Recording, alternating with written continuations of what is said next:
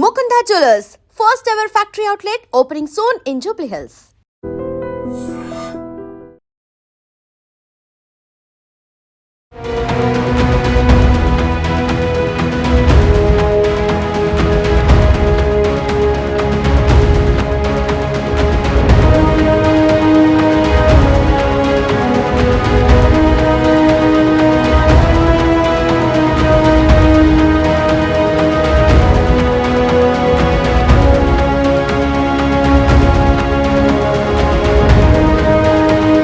Yalamanchili railway స్టేషన్లో టాటా నగర్ ఎర్నాకుళం ఎక్స్ప్రెస్లో జరిగిన ప్రమాద దృశ్యాలు మీరు ఇప్పటికే చూస్తున్నారు. చాలా బాధాకరం. ఈ ప్రమాదంలో, ఈ దుర్ఘటనలో 70 ఏళ్ల వ్యక్తి, విజయవాడకు చెందినటువంటి వ్యక్తి చంద్రశేఖర్ సుందరం అనే పెద్దాయన పూర్తిగా బయటకు రాలేక, ప్రమాదం నుంచి తప్పించుకోలేక ఆ మంటల్లోనే విలవిలలాడుతూ సజీవ దహనం అయిపోయారు. చాలా బాధాకరమైన విషయం. ఆ కుటుంబం విశాఖలోనే ఉంటుంది. వీళ్ళు విజయవాడలో ఆయన క్లాత్ మర్చెంట్గా చేస్తున్నారు. అయితే ఆయనతో పాటు ఈ వ్యాపారానికి సంబంధించి 5 లక్షల రూపాయల నగదు కూడా తీసుకెళ్తున్నట్టు తెలుస్తోంది. ఆయన దువ్వాడ రైల్వే స్టేషన్ నుంచి విజయవాడ వెళ్తూ ఉండగా ఈ టెక్నికల్గా జరిగినటువంటి ప్రమాదంలో ఆయన సజీవ దహనమయ్యారు. అయితే ఇప్పటి వరకు ప్రాథమికంగా జరిగినటువంటి ఇన్ఫర్మేషన్ ఆధారంగా చూస్తే కనుక లోకో పైలటే ఈ ప్రమాదాన్ని గుర్తించారు. బ్రేక్ ప్రెజర్స్లో ఆయన కొంత ఇబ్బందిని గమనించటం వల్ల టెక్నికల్ ఇష్యూ జరుగుతోందని, అందులోనూ M2 B1 ఈ 2 కోచ్ల్లో జరిగినటువంటి అగ్నికేలలు మొదటగా వ్యాపించాయి. ఒక కోచ్లో మొదలయ్యి ఆ తర్వాత పక్క కోచ్ కూడా పూర్తిగా వ్యాపించడంతో ఇమీడియట్గా అలర్ట్ అయినటువంటి అధికారులు మిగతా ట్రైన్ని అయితే డిస్కనెక్ట్ చేశారు. దాంతో పెద్ద ప్రమాదమే తప్పిందని చెప్పాలి. ఎందుకంటే క్షణాల్లో మంటలు అన్ని బోగీలకు వ్యాపించే ప్రమాదం ఉంది కాబట్టి చాలా తీవ్ర స్థాయిలో ప్రమాద తీరు జరిగే అవకాశం ఉంటుంది. కాబట్టి ఇమీడియట్గా ఫస్ట్ ఏదైతే ఈ 2 బోగీలు ఉన్నాయో B1 M2 ఈ రెండింటిని కూడా డిస్కనెక్ట్ చేశారు. ఆ తర్వాత మిగతా ట్రైన్ని సేఫ్గా తీసుకువెళ్ళి ఆ తర్వాత దాన్ని కొంత ఆలస్యంగా దాన్ని మూవ్ చేయడం జరిగింది మిగతా ప్రయాణికులతో. అయితే ఈ 2 కోచ్లో ప్రమాదం జరిగినప్పుడు 143 మంది ప్రయాణిస్తున్నారు. అందులో అందరూ కూడా ఎమర్జెన్సీ విండోస్ ఏవైతే ఉంటాయో వాటి నుంచి తప్పించుకున్నారు. అలాగనే మెయిన్ డోర్ నుంచి కూడా చాలామంది ప్రాణాలు కాపాడుకోవడానికి పరుగులు తీశారు. చాలామంది ప్లాట్ఫామ్ మీదకి చేరుకున్నారు. కానీ 70 ఏళ్ళు ఉన్నటువంటి ఒక పెద్ద ఆయన మాత్రం ఆ ప్రమాదం నుంచి తప్పించుకోలేకపోయారు. అయితే ఇప్పుడున్న ఇన్ఫర్మేషన్ ప్రకారం కూడా చుట్టూ మంటలు వ్యాపించిన టైంలో కూడా అతను వాళ్ళ అమ్మాయికి ఫోన్ చేసి, అమ్మ చుట్టూ మంటలు చుట్టుముట్టేశాయి, భయమేస్తోంది అంటూ చివరిగా మాటలు మాట్లాడినట్లు కూడా తెలుస్తోంది. ఆ మాటలు గుర్తు చేసుకుంటూ ఆ మృతుడి కూతురు కూడా ఇక్కడికి చేరుకున్నారు. ఆమె చాలా బోరును విలపించారు. నా తండ్రిని నేను కోల్పోయాను, తన ప్రాణాలు తను కాపాడుకోలేకపోయినటువంటి పరిస్థితి.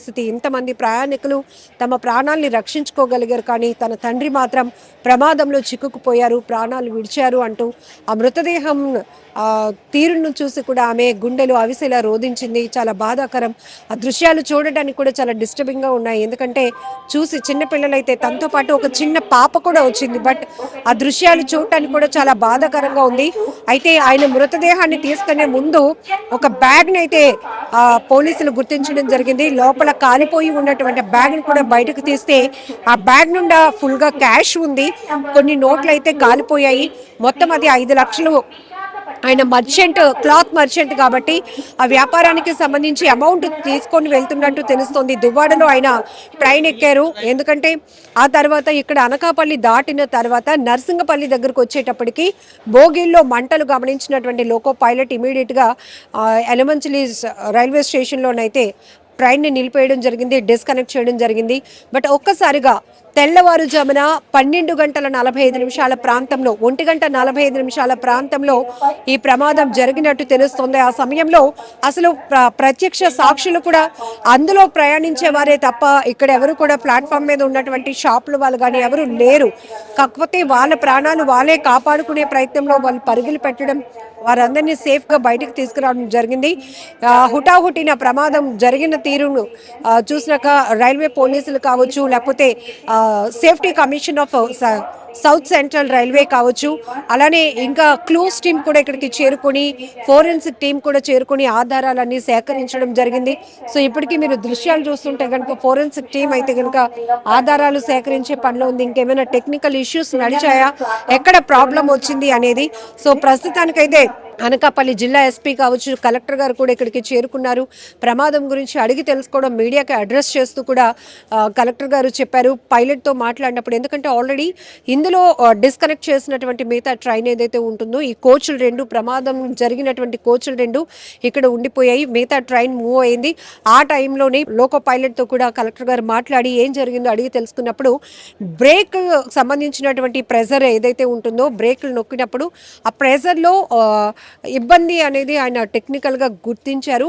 అయితే ఇది పూర్తిగా ప్రమాదం అని చెప్పేసి అది లోకో పైలట్ గారు చెప్పినటువంటి మాటల ద్వారా కూడా అధికారులు డిక్లేర్ చేస్తున్నారు.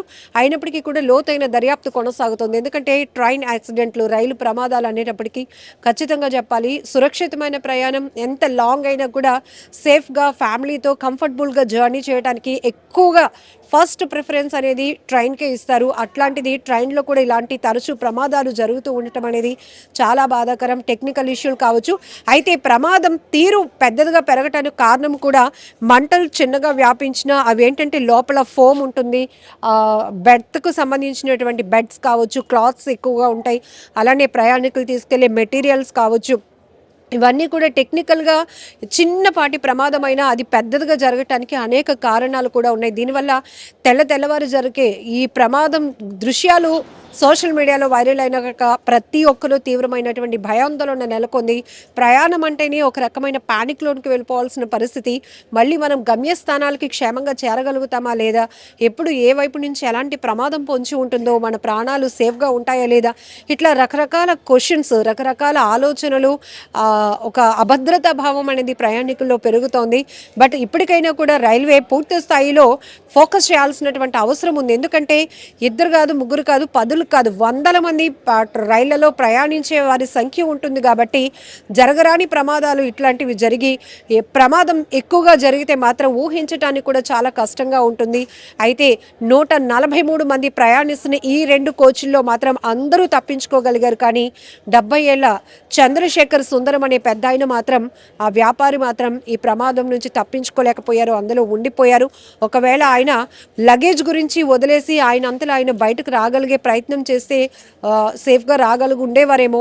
కాకపోతే ఆయన ఒక వ్యాపారి కాబట్టి తన లగేజ్ కోసం వాటి కోసం ఆలోచిస్తూ ఉండిపోయారా, నిద్రమత్తులో ఉన్నారా. ఎందుకంటే 2 ఎర్లీ అవర్స్లో జరిగింది కాబట్టి మోస్ట్లీ నిద్రమత్తులోనే ఉండే వాళ్ళు ఉంటారు. అయితే హడావిడి అయితే నడుస్తూ ఉంటుంది కదా, మిగతా వాళ్ళందరూ పరుగులు పెట్టడం, కేకలు పెట్టడం ఇదంతా నడుస్తుంది. మరి ఆయన ఒక్కరు మాత్రం ఎందుకు అలర్ట్ కాలేకపోయారో అర్థం కానటువంటి పరిస్థితి. ఈ మాటలు తలుచుకుంటూనే ఆ కూతురు కూడా కన్నీళ్లు పెట్టుకుంటుంది. ఆ తండ్రి మృతదేహాన్ని చూసి బోరును వెలిపించింది ఆమె కూడా. అయితే బ్యాగ్లో ఉన్నటువంటి క్యాష్ కూడా, కొన్ని నోట్లు అయితే కాలిపోయినటువంటి పరిస్థితులు కూడా ఉన్నాయి. ఆయన తరలించడానికంటే వ్యాపార దృష్ట్యా ఆయన ఈ జర్నీ కంటిన్యూ చేస్తున్నట్టుగా కూడా తెలుస్తోంది. బట్ ఏదైనా ఈ దుర్ఘటనలో ఆయన ప్రాణాలు కోల్పోయారు. చాలా బాధాకరమైన ఘటన.